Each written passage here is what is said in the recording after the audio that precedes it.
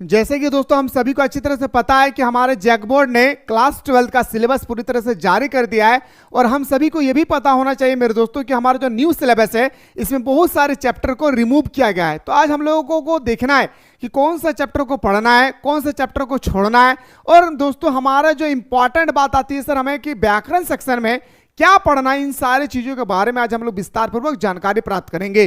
तो दोस्तों जो भी स्टूडेंट्स चाहते हैं कि सर मुझे अच्छी तरह से क्लास 12 में तैयारी करना है तो आपके सामने हमारे एप्लीकेशन पे न्यू बैच स्टार्ट हो चुकी है। जल्दी से जाकर प्ले स्टोर से मिसाइल क्लासेस के ऐप को डाउनलोड करके दोस्तों आप लोग फटाफट जाकर के फाउंडेशन कोर्स को ज्वाइन कर ले, क्योंकि मेरे दोस्तों यहाँ पे जो फाउंडेशन कोर्स है यही कोर्स है जहाँ पे बंदा 2024 में बेहतरीन तरीके से प्रदर्शन किया था, 2025 में अच्छी तरह से प्रदर्शन किए हैं। यकीन नहीं होता तो आप लिस्ट जारी देख सकते हैं दोस्तों। ये हमारा डिस्ट्रिक्ट लिस्ट टॉपर जो लिस्ट देख रहे हैं ये डिस्ट्रिक्ट लिस्ट और कॉलेज और स्कूल का टॉपर लिस्ट है भाई।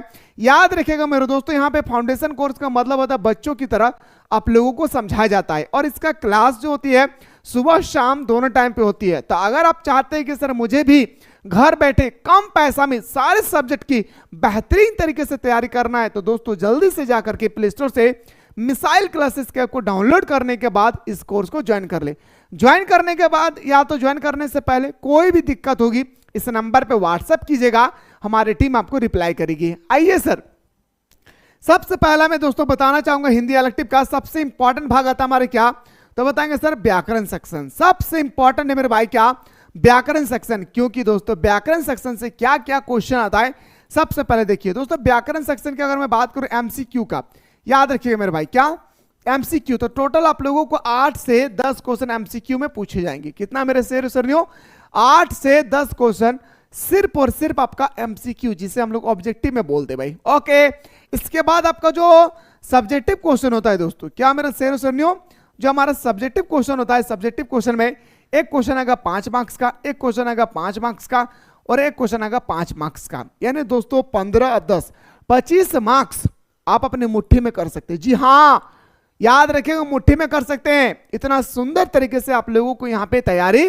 कराई जाएगी हमारे फाउंडेशन कोर्स में। ओके तो आइए सर बात करते हैं पहला टॉपिक, क्या डिस्कस करना है पहला टॉपिक पे। तो दोस्तों पहला टॉपिक की अगर हम लोग बात करेंगे तो हमारा आता है सर अभिव्यक्ति और माध्यम। सुनने के बाद ही पता चलता है मेरे भाई कि आज तक कभी नहीं पढ़े हैं। जी हाँ आज तक कभी नहीं पढ़े हैं, है ना भाई, लेकिन हम लोगों को बेहतरीन तरीके से पढ़ना है। फिर हम लोगों को चैप्टर 2 में डिस्कस करना है क्या, पत्रकारिता और इसके भेद, यानी पत्रकारिता किसे कहते हैं और हमारा इसका कितना भेद है, इसमें हम लोगों को डिस्कस करना है भाई। ठीक है, ये हमारा 2 टॉपिक सर व्याकरण से। इसके बाद हम लोगों को डिस्कस करना है समाचार रचनात्मक लेखन। क्या डिस्कस करना है मेरे भाई, समाचार रचनात्मक लेखन।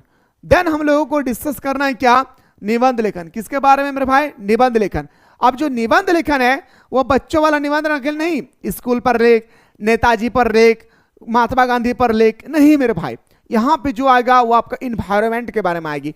और हाँ यहाँ पैराग्राफ की तरह लिखने से आपको मार्क्स मिलने वाला नहीं है, यहाँ पर आपको 3 स्टेप से गुजारना होगा। पहला स्टेप को हम लोग बोलते हैं कि दोस्तों प्रस्तावना, याद रखिएगा। उसके बाद हमारा आता है दोस्तों क्या, पूरा का पूरा मिडिल पार्ट, फिर हमारा आता है निष्कर्ष। सारा चीज मैं बताऊंगा हमारा फाउंडेशन कोर्स में, डोंट वरी बस के लिए।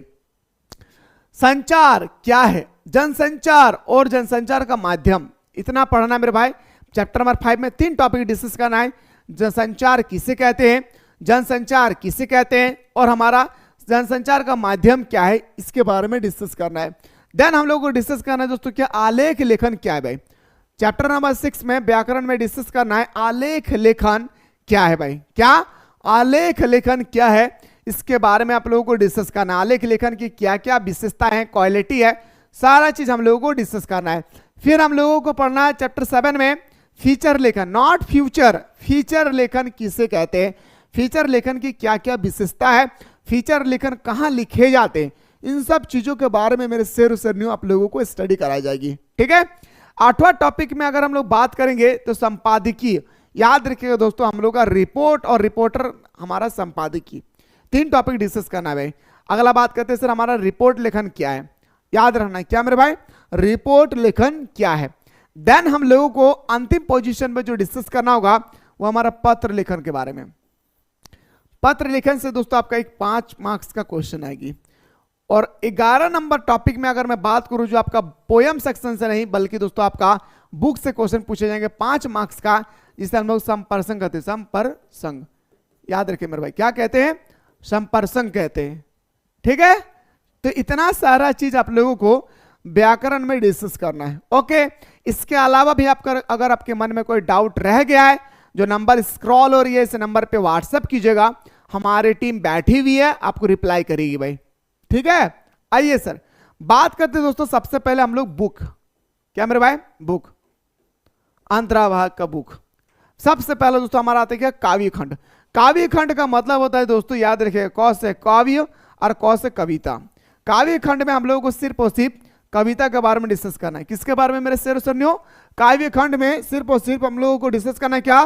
कविता के बारे में। किसके बारे में? तो कविता। जैसे दोस्तों कविता में आप लोगों को जो पहला डिस्कस करना है वो हमारा होगा क्या? तो बताएंगे सर हमारा जयशंकर प्रसाद।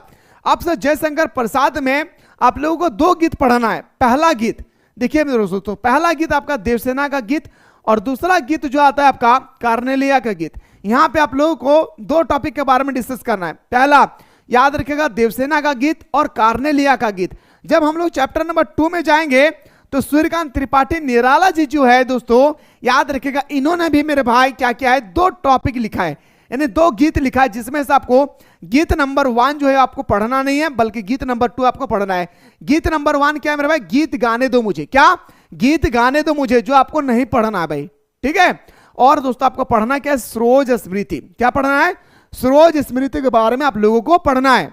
अगर हम लोग अगला टॉपिक पे डिस्कस करेंगे सर, तो सचिनानंद हीरानंद वात्स्यायन ने कविता लिखा है, हम यह दीप अकेला, यह दीप अकेला। और जो अगला टॉपिक है मेरे भाई, मैंने देखा एक बूंद।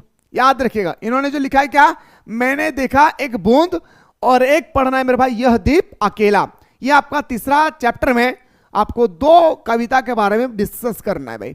जब हम लोग चौथा चैप्टर में बात करेंगे तो केदारनाथ सिंह द्वारा लिखा गया क्या? बनारस पढ़ना है।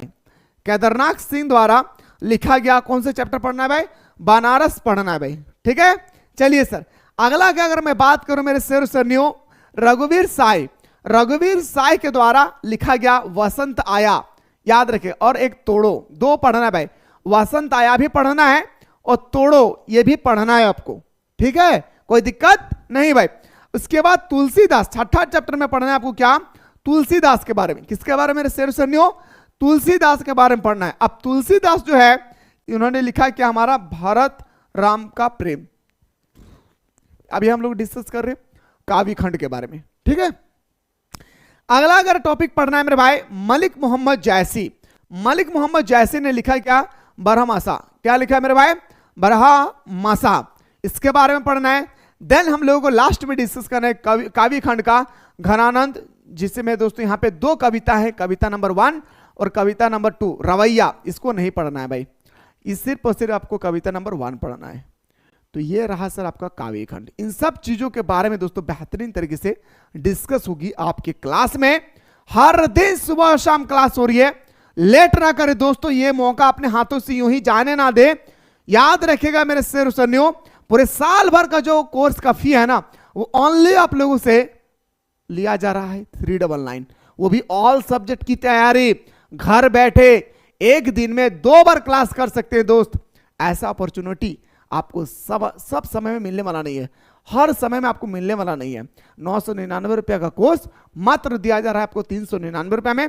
लेट ना करें, ज्वाइन करें और अभी दोस्तों हमारे साथ सुबह शाम जुड़कर आनंद ले हमारी क्लास में। बहुत सुंदर तरीके से आप लोगों को बताया जाता है भाई। ठीक है, आइए सर बात करते हैं अब हम लोग किसके बारे में? तो हम लोग बात करते हैं सर गद्य खंड के बारे में। तो गद्य खंड में भी दोस्तों बहुत सारे चैप्टर को रिमूव कर दिया गया, बहुत सारे चैप्टर को रिमूव किया गया। ठीक है, जैसे दोस्तों पहला चैप्टर हम लोग को डिस्कस करना है रामचंद्र शुक्ल। क्या लिखा है? प्रेम घन की छाया स्मृति। प्रेम घन की छाया स्मृति के बारे में डिस्कस करना है। देन हम लोगों को चैप्टर नंबर 2 में डिस्कस करना है क्या? पंडित चंद्रधर शर्मा गुलेरी। किसके बारे में भाई? पंडित चंद्रधर शर्मा गुलेरी के बारे में डिस्कस करना है। समझ में आ रही मेरी बात को ना? याद रखें क्या लिखा है? सुमेरिनी के मन के। अगला टॉपिक पे बात करें सर, फणीश्वर नाथ रेणु ने लिखा है संविद्या। बहुत ही रोचक वाली, इमोशनल करने वाली हमारी ये स्टोरी है भाई। भीष्म साहनी, भीष्म साहनी ने लिखा है गांधी, नेहरू और यासार अराफात। फिर हम लोग को डिस्कस करना है क्या? असगर वजाहत जो हमारा वजाहत है, असगर वजाहत है, उन्होंने दोस्तों लिखा क्या है, शेर, पहचान, 4 टॉपिक डिस्कस करना है। शेर, पहचान, याद रखिएगा, हाथ और साझा।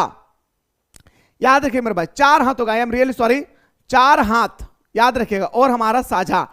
असगर वजाहत द्वारा 4 टॉपिक जो लिया गया है, चारों टॉपिक को कंप्लीटली हम लोगों को पढ़ना है भाई। पहला शेर, पहचान, 4 हाथ और साझा। फिर हम लोग को छठा टॉपिक में पढ़ना है क्या, निर्मल वर्मा। गलत लिखा है मेरे भाई, निर्मल वर्मा, याद रखिए क्या, निर्मल वर्मा। इसका टॉपिक का नाम है जहां कोई वापसी नहीं, जहां पे कोई वापसी नहीं है। देन डिस्कस करना है सर हम लोगों को क्या, ममता कालिया, दूसरा देवदास। ममता कालिया का जो चैप्टर है मेरे भाई, क्या नाम है, दूसरा देवदास। इसके बाद हम लोगों को डिस्कस करना है हजारी प्रसाद द्विवेदी, और हजारी प्रसाद द्विवेदी ने लिखा है क्या, कूटज। तो एक कूटज के बारे में हम लोगों को डिस्कस करना है। तो दोस्तों टोटल हम लोगों को काव्य खंड और गद्य खंड के बारे में बहुत सुंदर तरीके से समझ में आ गया भाई। इसके अलावा आपके पास एक और बुक होगा, जिस बुक का नाम होगा अंतराल। हम लोग अभी अंतराल भाग का डिस्कस कर रहे थे, ये बुक है दोस्तों आपका क्या, अंतराल। तो अंतराल भाग में टोटल 4 चैप्टर हैं, जिसमें से एक चैप्टर को रिमूव कर दिया गया है। एक चैप्टर को पढ़ना नहीं है भाई। कौन सा चैप्टर को पढ़ना है सर, तो पहला पढ़ना है आपको सूरदास की झोपड़ी। किसके बारे में पढ़ना है मेरे शेर सरनियों, तो सूरदास की झोपड़ी। फिर डिस्कस करना है विश्वनाथ त्रिपाठी। किसके बारे में, तो बताएंगे सर विश्वनाथ त्रिपाठी, बिस्कोहर की माटी। याद रखिएगा चैप्टर का नाम क्या है, बिस्कोहर की माटी। देन हम लोग को डिस्कस करना है प्रभास जोशी। और हाँ, डिस्क्रिप्शन बॉक्स में एक व्हाट्सएप ग्रुप का लिंक दिया गया है, उस व्हाट्सएप ग्रुप को आप लोगों को ज्वाइन कर लेना है, ठीक है। देखिए अगला डिस्कस करना है प्रभास जोशी का अपना मलबा खा उजाड़ू सभ्यता के बारे में डिस्कस करना है। तो दोस्तों हम लोगों को 8 टॉपिक 3 टॉपिक, यानी हमारा टोटल इधर 19 टॉपिक हो गया, और उधर हम लोगों का व्याकरण में पढ़ना है कितना, 10। टोटल हम लोग को 29 टॉपिक के बारे में दोस्तों क्या करना है, डिस्कस करना है। तो अगर आप चाहते हैं कि सर मुझे घर बैठे बेहतरीन तरीके से तैयारी करना है, तो जाकर के दोस्तों कोर्स को ज्वाइन कर ले। इसके बाद अगर कौन से सब्जेक्ट के बारे में आप लोग सिलेबस देखना चाहते हैं, फटाफट सारा स्टूडेंट्स मिलकर कमेंट करें, मैं उसी सब्जेक्ट के बारे में आप लोगों को बेहतरीन तरीके से 25-26 का सिलेबस बताने की कोशिश करूंगा। फिलहाल बात करता हूं नेक्स्ट वीडियो में।